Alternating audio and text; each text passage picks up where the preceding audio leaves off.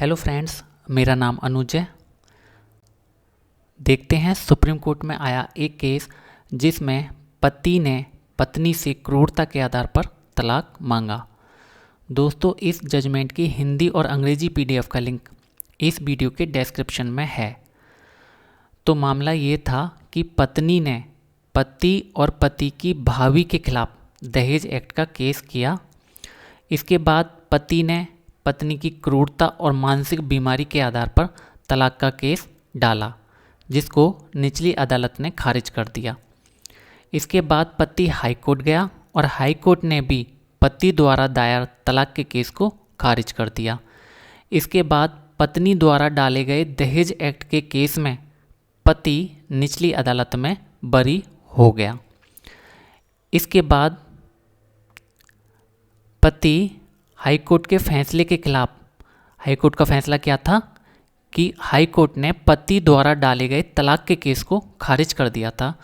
तो पति high court के इस फैसले के खिलाफ सुप्रीम कोर्ट गया। सुप्रीम कोर्ट द्वारा नोटिस देने के बावजूद पत्नी सुप्रीम कोर्ट नहीं आई। चलिए देखते हैं सुप्रीम कोर्ट ने इस केस में क्या कहा।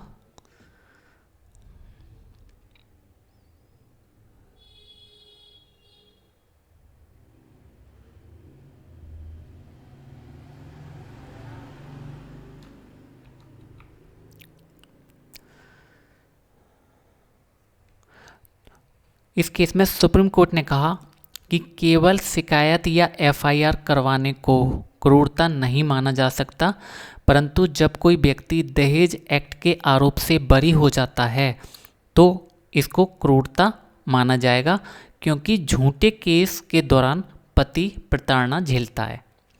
इसके बाद सुप्रीम कोर्ट ने कहा कि हम अपीलकर्ता यानी कि पति की अपील स्वीकार करते हैं और तलाक